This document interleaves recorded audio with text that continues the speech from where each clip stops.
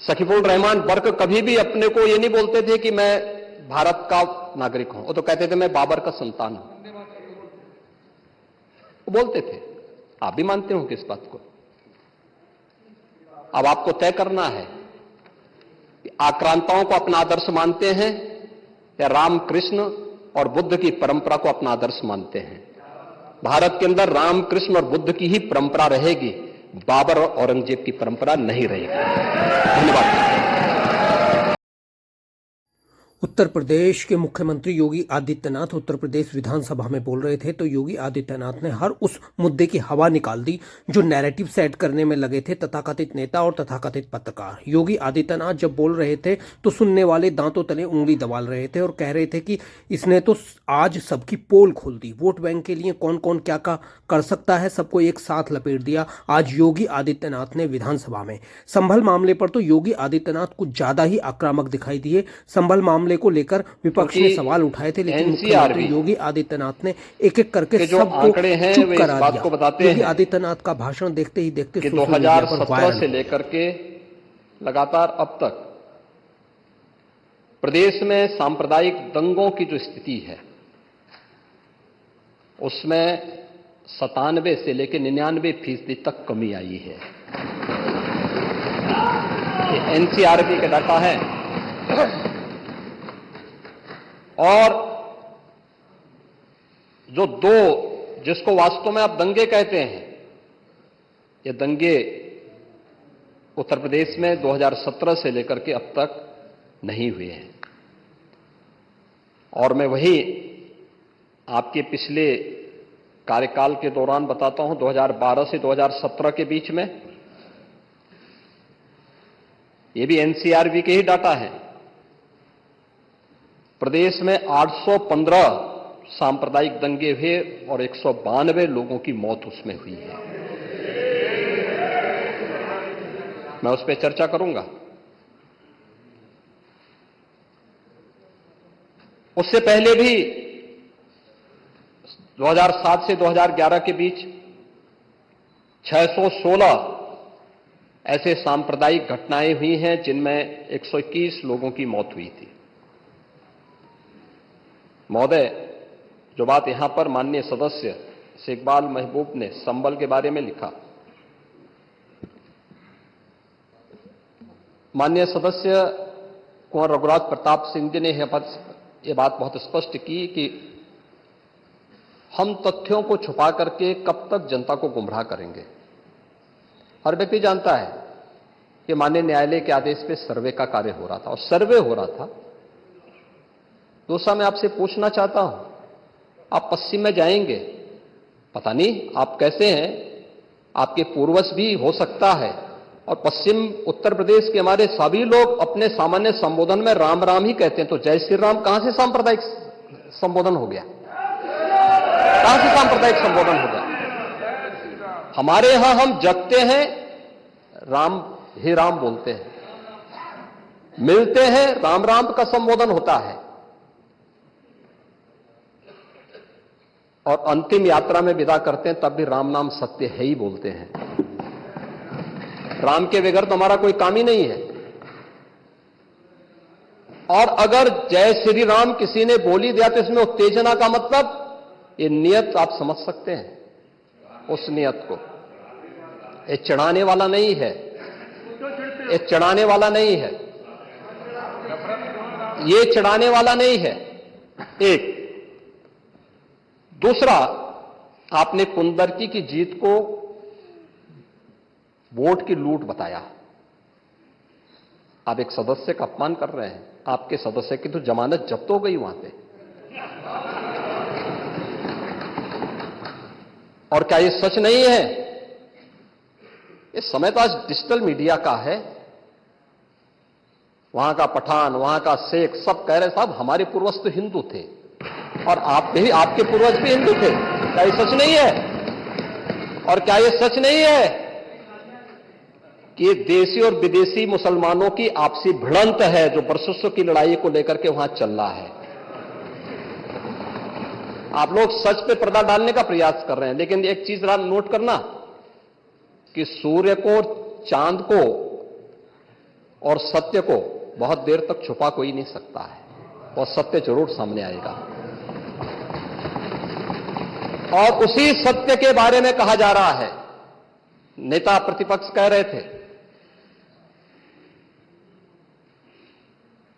कि वहां की स्थिति ऐसी है कि अगर मंदिर आ भी जाए, क्या मंदिर बन जाएगा?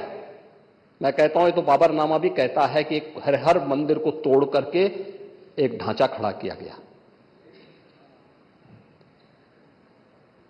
आप तो एक श्रेष्ठ ब्राह्मण कुल में आपने जन्म लिया है, आप तो भारत के पुराणों की परंपरा पर विश्वास करते हैं।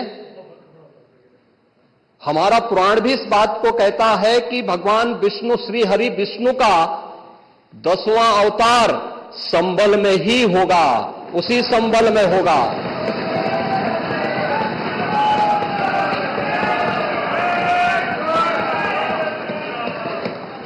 और यह तो केवल सर्वे की बात थी।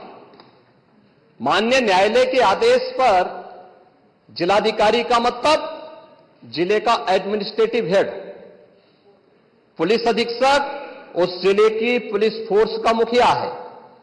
इनका दायित्व है कि शांतिपूर्ण तरीके से किसी सर्वे के कार्यक्रम को वहां पे संपन्न करना, माननीय न्यायालय के आदेश को अक्षरशः अनुपालन करना।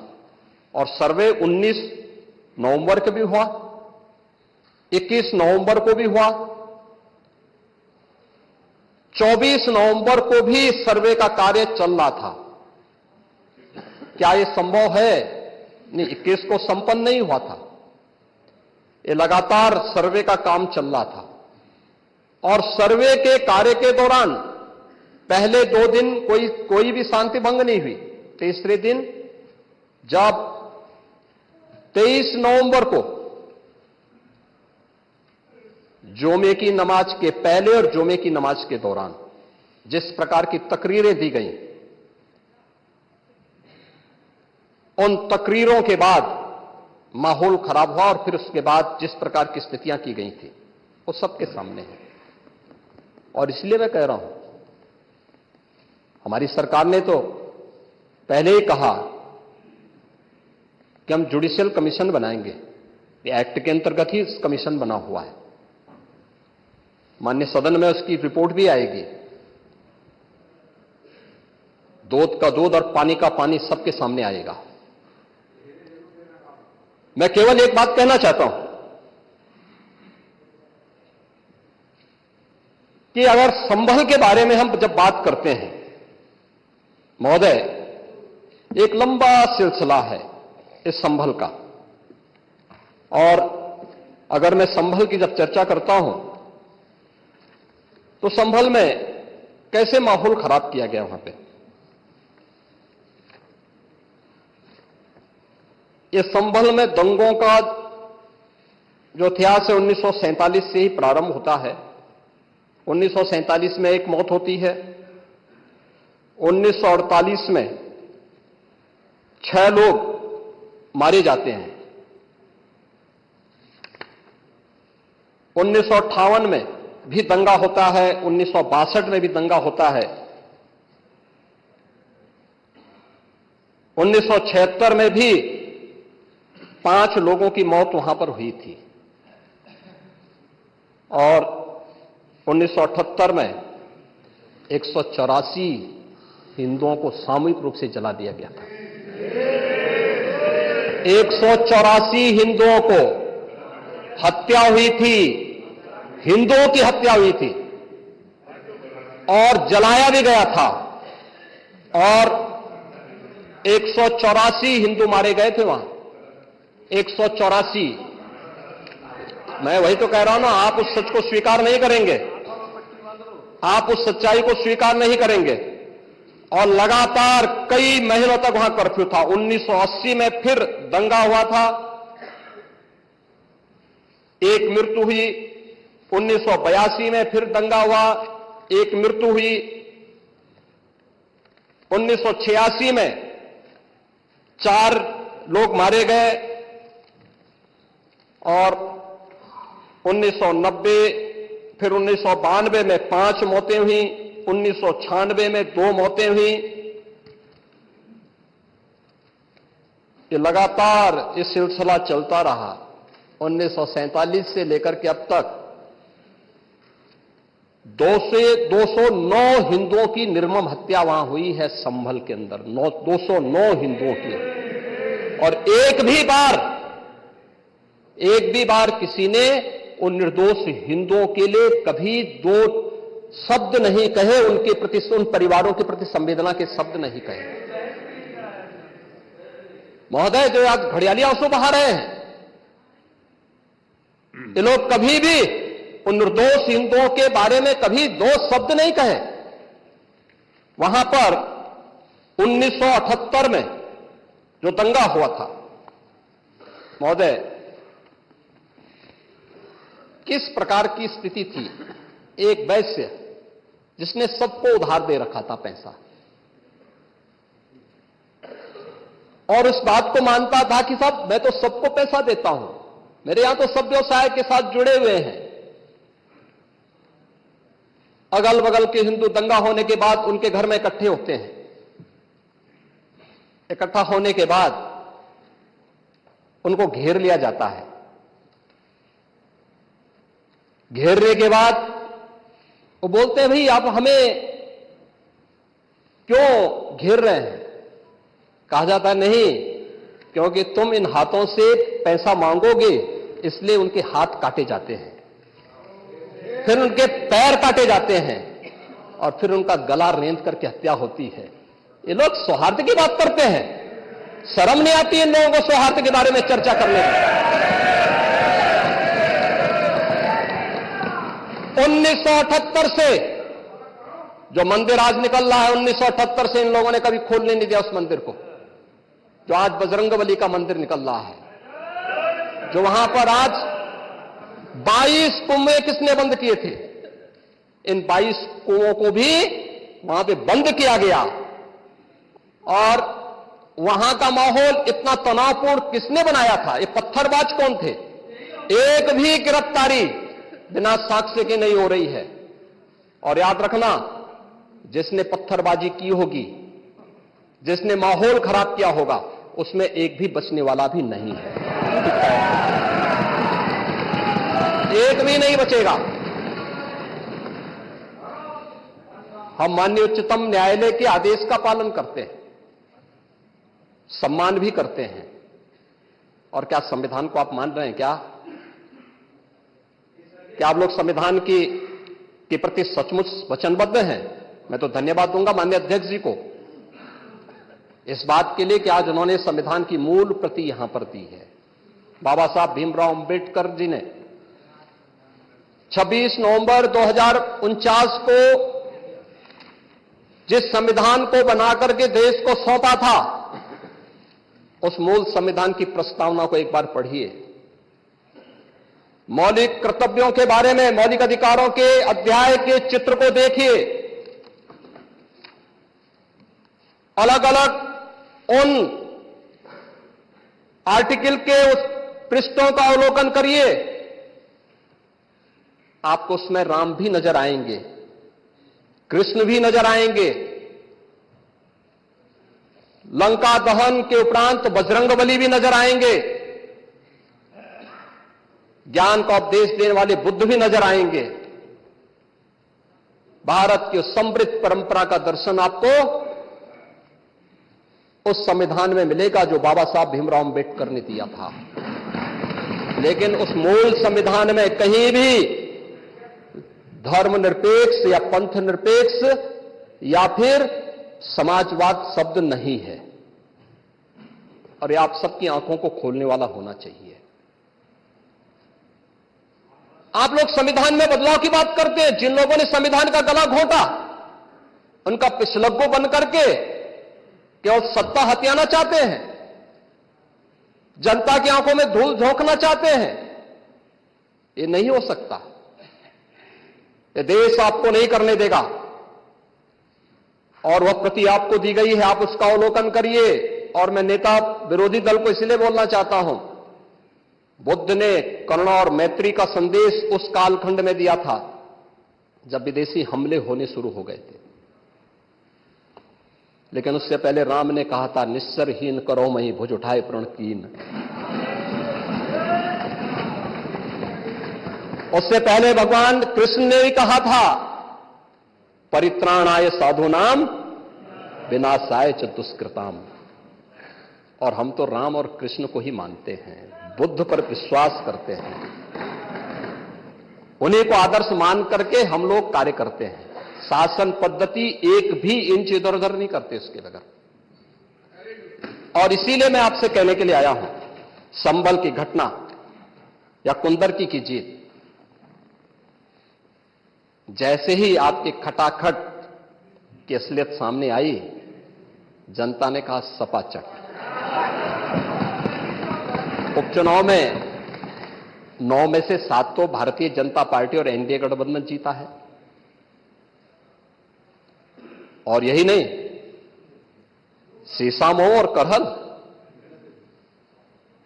याद करिए 2022 में समाजवादी पार्टी ने करहल में 70,000 से लगभग 67,000 से जीती थी।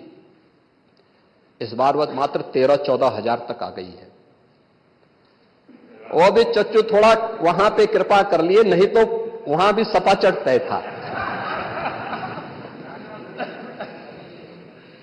अगली बार होगा, अगली बार होगा चच्चू। अरे आप चिंता मत करिए, अगली बार कुछ नहीं रहे, बहुत ज्यादा रहे। अगली बार सीसामऊ में भी बाल बाल बच गए।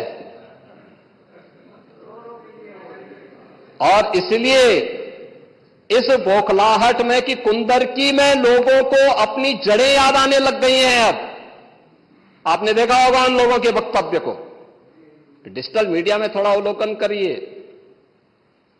और देखिए वहां पे जब लोग चिल्ला चिल्ला के बोल रहे हैं कि इन विदेशियों से पिंड छुड़ाना है, क्या बोल रहे हैं लोग, सबको अपनी जड़ें याद आने लग गई हैं। और मुझे लगता है जिस दिन इकबाल महबूब जी को भी अपनी जड़ें याद आएंगी, वह भी फिर यही बात बोलेंगे जो इधर के माननीय सदस्य कह रहे हैं। महोदय, मैं उनसे कहूंगा कि एक बार बाबरनामा का जरूर, बाबरनामा को जरूर पढ़ें।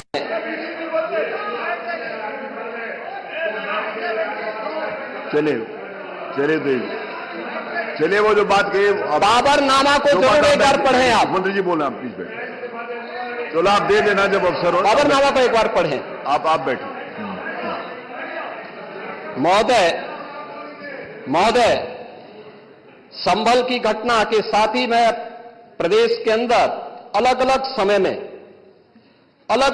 में जो दंगे अलग अलग समय में हुए हैं, 1972 में आगरा में दंगा हुआ, 19 लोग मरे थे। आजमगढ़ में 1972 में दंगा हुआ, 3 लोग मरे थे। बहराइच में 1973 में दंगा हुआ, 1 व्यक्ति की मौत हुई थी। गोंडा में 1973 में दंगा हुआ, 1 व्यक्ति की मौत हुई। प्रयागराज में 1973 में एक दंगा हुआ, 2 लोगों की मौत हुई। मेरठ में 1973 में दंगा हुआ, 8 लोगों की मौत हुई। आगरा में फिर 1974 में दंगा हुआ, 1 व्यक्ति की मौत हुई। पीलीभीत में 1974 में दंगा हुआ, 3 लोगों की मौत हुई। कानपुर में 1975 में दंगा हुआ, 2 लोगों की मौत हुई। मुरादाबाद में 1976 में दंगा हुआ, 3 लोगों की मौत हुई।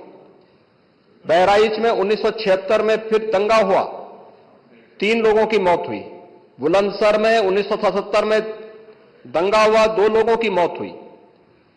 वाराणसी में 1977 में दंगा हुआ, 8 लोगों की मौत हुई। मुरादाबाद में 1978 में दंगा हुआ, 19 लोगों की मौत हुई।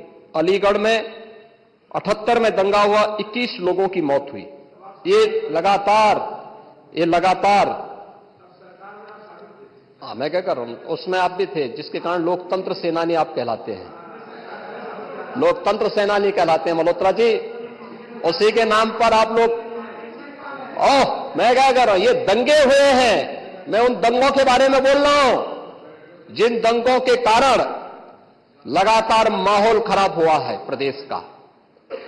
और आज प्रदेश के अंदर सुरक्षा का जो एक माहौल है, कानून व्यवस्था की जो एक स्थिति पैदा हुई है, लोगों को सुरक्षा पे विश्वास है, कानून व्यवस्था पर विश्वास है, उसी का परिणाम है कि 40 लाख करोड़ रुपए का निवेश का प्रस्ताव उत्तर प्रदेश को प्राप्त होता है। इतना निवेश, इंफ्रास्ट्रक्चर का एक कार्य, रोड की, रेलवे की, एयर कनेक्टिविटी की, ये उसी का परिणाम है जो सरकार कर रही है और लगातार उसको कर रही है। महोदय, मैं केवल ये कहना चाहूंगा कि आखिर मैं नेता विरोधी दल से ये पूछना चाहता हूं कि अगर हमारा कोई पर्व और त्योहार है या किसी का भी है,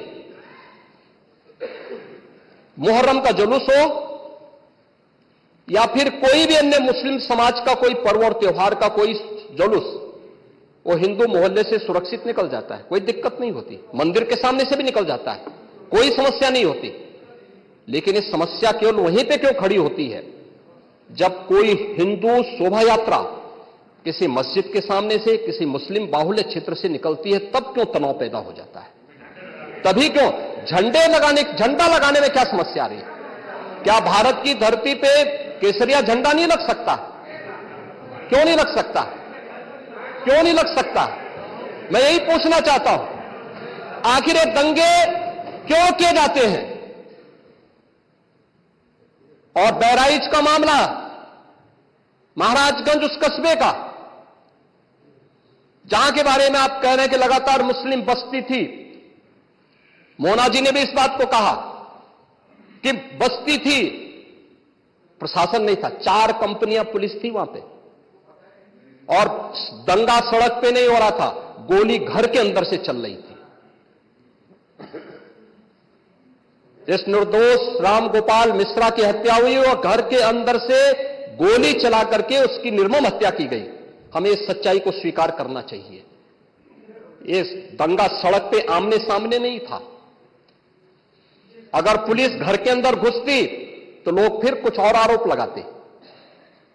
पुलिस ने बचाव करने का अपना प्रयास किया, 4 कंपनियां वहां पे थी, और आप कह रहे हैं कि माननीय मोना जी ने भी कहा कि भारतीय जनता पार्टी के विधायक ने आरोप लगाए। भारतीय जनता पार्टी के विधायक ने इस हल्दी की घटना को लेकर के नहीं, इस महाराजगंज कस्बे की घटना को लेकर के नहीं, ये उस समय बहराइच कस्बे में थे, और बहराइच कस्बे में इनकी गाड़ी पर हमला हुआ, जो वहां से 30-35 किलोमीटर दूर है, वहां पे एक पथराव हुआ था।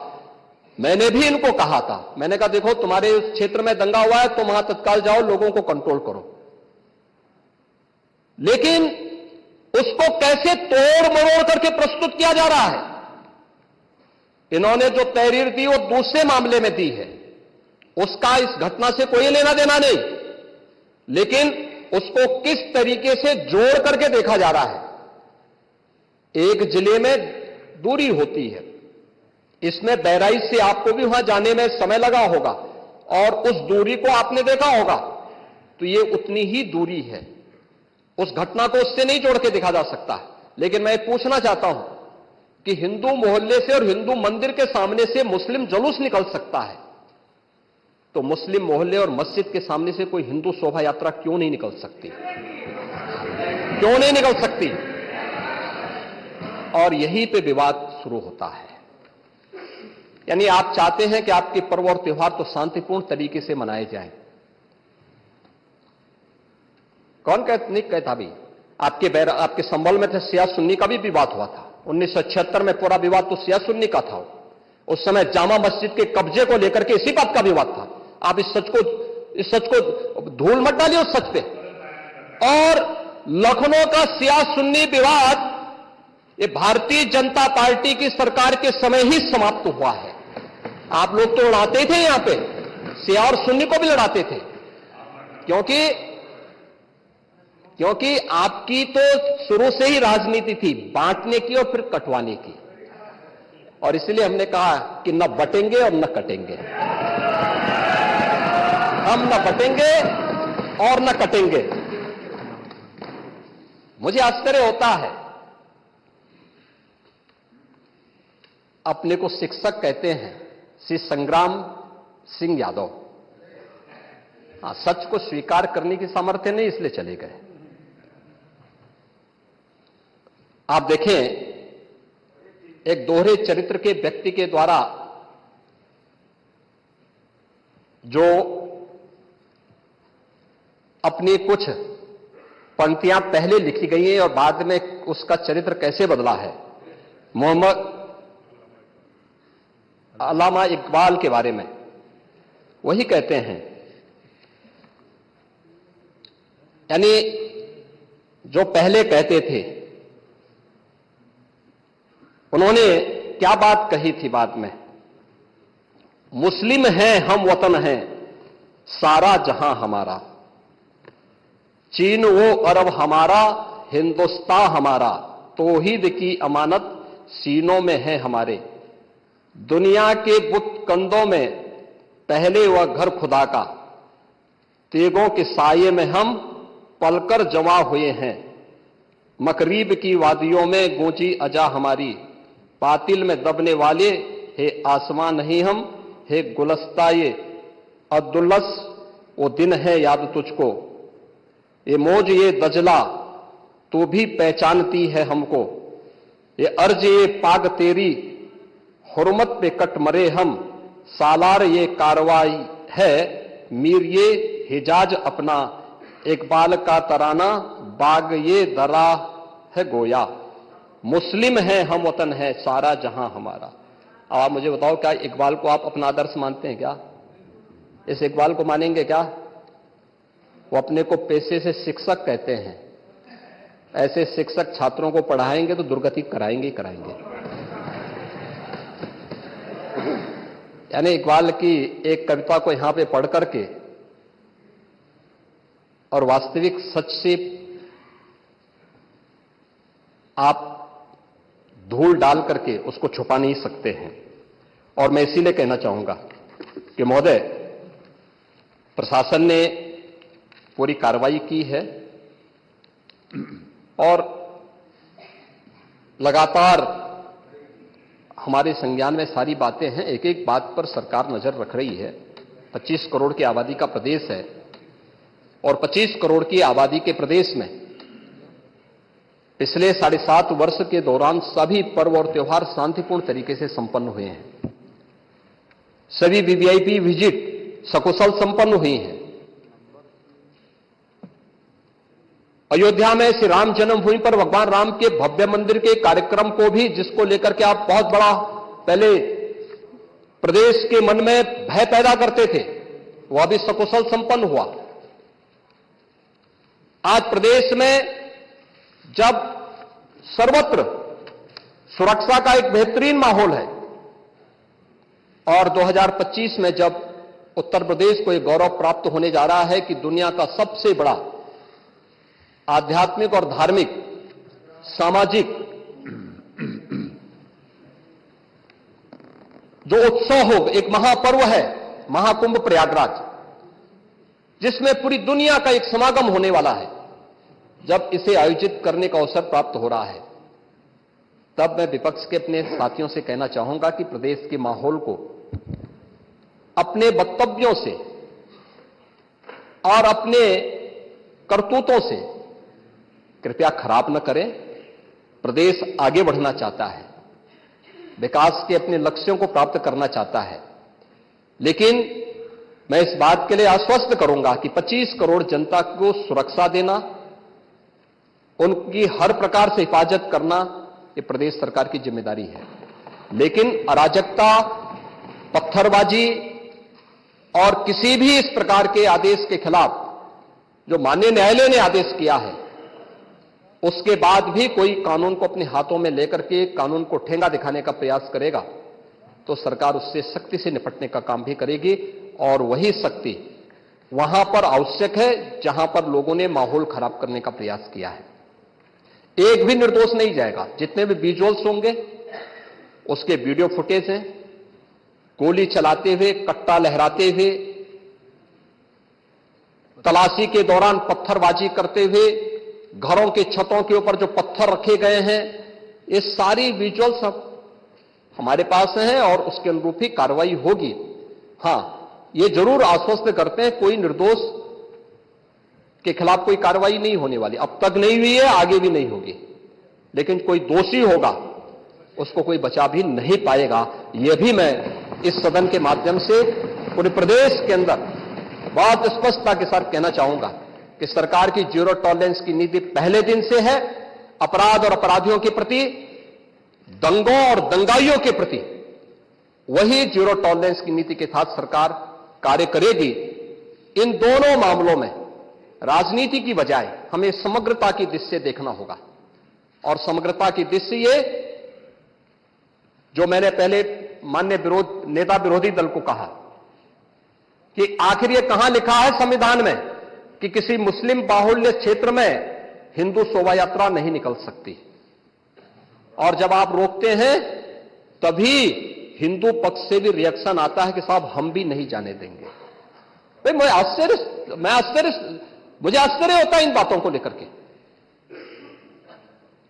कि मस्जिद के सामने से नहीं निकलने देंगे। क्यों नहीं निकलने देंगे? ये सड़क क्या किसी की है क्या?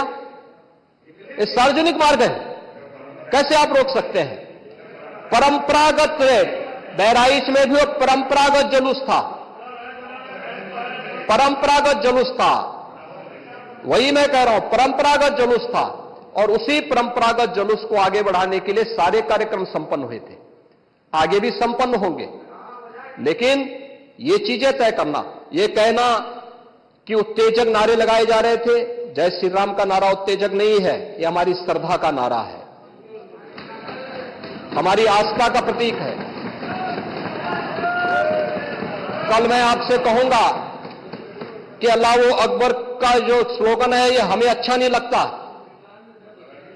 नहीं, आपको हम रोकें तो क्या आपको अच्छा लगेगा? नहीं, आपको नहीं, मुझे मतलब होने की आवश्यकता ही नहीं, मुझे आवश्यकता ही नहीं इसकी।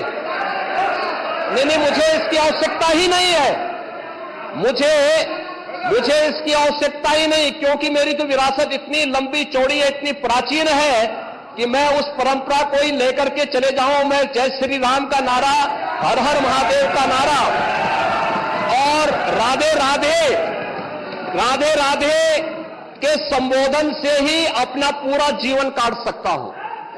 मुझे किसी और स्लोगन की आवश्यकता ही नहीं है।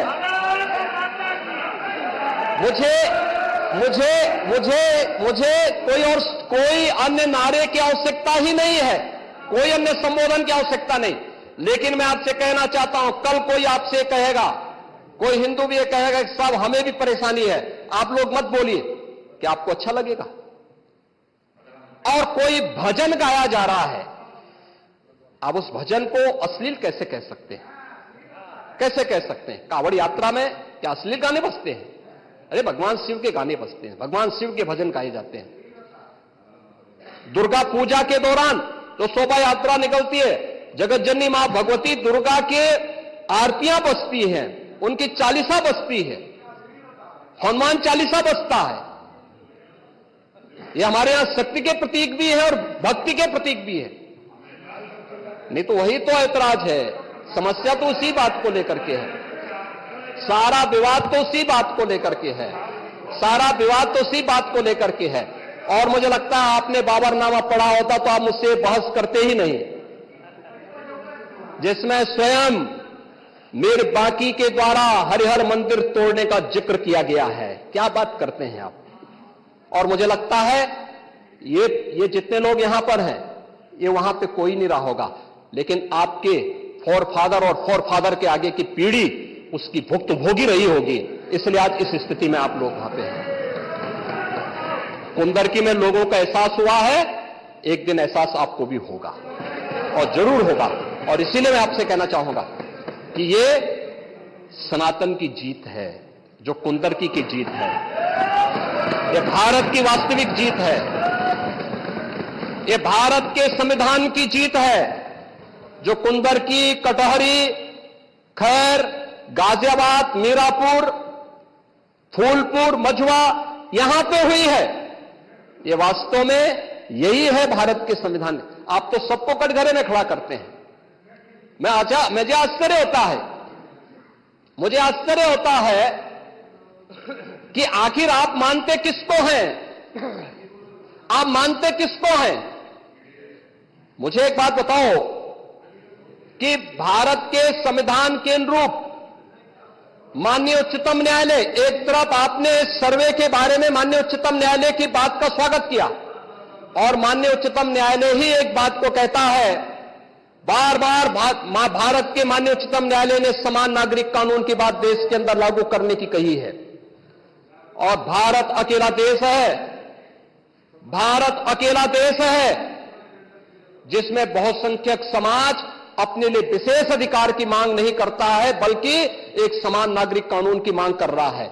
और अगर एक माननीय न्यायाधीश ने, इलाहाबाद उच्च न्यायालय के एक माननीय न्यायाधीश ने उस समान नागरिक कानून की वकालत की, तो आप उनके खिलाफ महाभियोग का नोटिस राज्यसभा में दे दिए। ये आपके दोहरे चरित्र को नहीं दिखाता तो क्या है ये? आखिर दुनिया के अंदर यही हो रहा है, लेकिन भारत के अंदर बहुसंख्यक समाज कह रहा है कि साहब एक समान नागरिक कानून लागू करो। लेकिन अगर वही माननीय न्यायाधीश एक सामाजिक सांस्कृतिक संगठन के कार्यक्रम के दौरान इस बात को कहते हैं कि दुनिया के अंदर यह है, अगर भारत के अंदर इसको मांग करने की वकालत हो रही है तो बुरा नहीं, और माननीय उच्चतम न्यायालय बार बार इसके बारे में सरकार को कह चुकी है। लेकिन आप लोग उसमें एक तरफ उच्चतम न्यायालय के द्वारा सर्वे पर रोक लगाने का स्वागत कर रहे हैं, बुलडोजर की कार्रवाई पर दी गई गाइडलाइन का स्वागत कर रहे हैं। उसका तो स्वागत हमने भी किया है, क्योंकि उत्तर प्रदेश अकेला राज्य है जिसने बुलडोजर की कार्रवाई को अक्सरशः सुप्रीम कोर्ट की उस गाइडलाइन के अनुसार अंजाम दिया है। अक्सरशः। और इसीलिए मैं कह रहा हूं कि यही स्थिति है कि माननीय न्यायाधीश इलाहाबाद उच्च न्यायालय ने अगर वक्तव्य दिया समान नागरिक कानून के बारे में, तो समाजवादी पार्टी, कांग्रेस, इन सब के लोगों ने राज्यसभा में उनके खिलाफ एक महाअभियोग की नोटिस ही देकर के आप सच को मुंह जबरदस्ती बंद करना चाहते हैं। और वहीं पे नहीं किया आपने, यहां पर भी आप चुप नहीं रहे। राज्यसभा के माननीय सांसद, माननीय सभापति तो भारत के महामहिम उपराष्ट्रपति भी हैं, उनके खिलाफ भी अविश्वास प्रस्ताव की नोटिस दे दी गई, इसलिए क्योंकि उन्होंने सदन स्मूथली चलाने के लिए सदन के सभी पक्षों से कहा। एक सभापति के रूप में, एक चेयरपर्सन के रूप में उनकी जिम्मेदारी यही है, उन्होंने इसी बात को कहा। लेकिन एक किसान का पुत्र कैसे इतनी बड़ी कुर्सी पर पहुंच गया, ये लोगों को अच्छा नहीं लग रहा है, ये अच्छा नहीं लग रहा है, इसलिए अविश्वास प्रस्ताव को नोटिस। चुनाव के दौरान चुनाव आयोग को कटघरे में खड़ा किया गया, चुनाव आयोग को कटघरे में खड़ा करने का प्रयास, यानी जबरदस्ती आप गन पॉइंट पर अपनी बातों को मनवाना चाहते हैं संवैधानिक संस्थाओं से। मुझे लगता है ये चरित्र अच्छा नहीं है, ये स्वस्थ लोकतंत्र के लिए अच्छी परंपरा नहीं है। हमें संवैधानिक संस्थाओं का सम्मान करना सीखना होगा, हमें संवैधानिक संस्थाओं को हर प्रकार से मजबूत बनाना होगा, और शासन प्रशासन की कार्रवाई को जो न्याय हित में हो, समाज हित में हो, राष्ट्र हित में हो और आने वाले भविष्य के हित में हो, उसका भी समर्थन करना चाहिए। और मैं यही कहूंगा कि बहराइच की घटना में या संभल की घटना में प्रशासन की कार्रवाई पूरी ईमानदारी के साथ, पूरी न्याय संगत तरीके से आगे बढ़ रही है। हम लोगों ने संभल की घटना को लेकर के एक जुडिशियल कमीशन गठित किया है।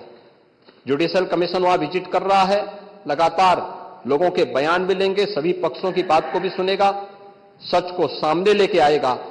लेकिन आपके अनावश्यक पत्थरबाजी से या फायर करने से, इल्लीगल आर्म्स से फायर करने से वहां पर शांति बहाल नहीं होने वाली है। और आप सौहार्द की बात कर रहे हैं, आप बोल रहे हैं पुलिस छावनी में बदल दिया।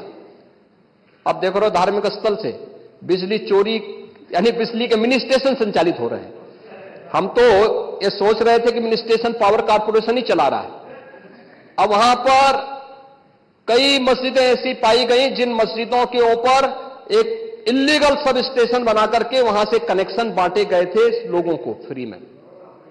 लाइन लॉस प्रदेश के अंदर, उत्तर प्रदेश के अंदर लाइन लॉस पावर कारपोरेशन का ये 30 से कम है। और संभल कस्बे में वहां पर 2 मोहल्ले हैं, एक दीपा सराय और एक मियां सराय है ना। इन दोनों में लाइन लॉस 78% और 82% है। देश के संसाधनों में कैसे लूट होती है। और अगर प्रशासन अपने कर्तव्यों का निर्वहन कर रहा है, वैसे तो कहेंगे प्रशासन कोई कटघरे में खड़ा है कि प्रशासन चोर है, चोर है, चोर है, और प्रशासन उसी चोरी को पकड़ने के लिए चला जाए तो अत्याचार है, अत्याचार है, अत्याचार है। कहां से अत्याचार हो गया? अरे यही सच्चाई है। उस सच्चाई को उजागर किया जा रहा है। और याद रखना, सच्चाई जब सबके सामने आती है लोगों को बुरा लगता है, क्योंकि जो सच्चाई स्वीकार नहीं कर सकते, जो बराबरी नहीं कर सकते, वे बुराई करते हैं। और यही बुराई आप कर रहे हैं। आपकी बुराई में न्याय नहीं झलकता, सत्य नहीं झलकता, ये पक्षपातपूर्ण है। और मुझे लगता है इससे लोकतंत्र की व्यवस्था मजबूत नहीं होती है, कमजोर होती है। और इसलिए मैं माननीय अध्यक्ष जी पूरे प्रदेश को इस बारे में आश्वस्त करना चाहूंगा। प्रदेश के अंदर किसी भी मुस्लिम पर्व और त्योहार के दौरान, किसी भी अन्य मत और मजहब से जुड़े हुए किसी भी पर्व और त्योहार के दौरान कहीं कोई समस्या नहीं खड़ी होती, तो फिर हिंदू पर्व और त्योहार के दौरान कोई समस्या खड़ी करेगा तो सरकार उसको सख्ती से निपटने का काम भी करेगी, उतनी ही सख्ती से निपटने का काम भी करेगी। दूसरा, माननीय न्यायालय के द्वारा दिए गए आदेश का पालन करना एक प्रशासन का दायित्व है। उसमें सरकार उसको डायरेक्शन दे न दे, उसका दायित्व बनता है कि उसको पालन करे। और संभल के अंदर प्रशासन ने वही पालन किया है। आज वहां पे सारी चीजें मिल रही हैं। आखिर आपकी बात को हम मानते हैं कि मंदिर को आपने छेड़ा नहीं, आपने बड़ी कृपा कर दी। लेकिन ये जो 22 कुएं और उन कुओं में जो मूर्तियां मिल रही हैं, ये कुएं किसने पाट दी है? ये नोटिस पे क्यों परेशानी हो रही है? आपके सांसद जिनसे आपकी प्रतिद्वंदिता है, मानता हूं, क्योंकि वहां पे आप में तो तुर्क और पठान का विवाद चल रहा है, मैंने नहीं कर दिया, एक विवाद चल रहा है। आप उनके सामने, माननीय सदस्य के सामने, आप उनके साथ अपनी जड़ें ढूंढ रहे होंगे। लेकिन ये सच्चाई है, ये सच्चाई है, क्योंकि ये तो है ही। सकीफुल रहमान बर्क कभी भी अपने को ये नहीं बोलते थे कि मैं भारत का नागरिक हूं, वो तो कहते थे मैं बाबर का संतान हूं, वो बोलते थे। आप भी मानते हो कि इस बात को? अब आपको तय करना है कि आक्रांताओं को अपना आदर्श मानते हैं या राम कृष्ण और बुद्ध की परंपरा को अपना आदर्श मानते हैं। भारत के अंदर राम कृष्ण और बुद्ध की ही परंपरा रहेगी, बाबर और औरंगजेब की परंपरा नहीं रहेगी। धन्यवाद।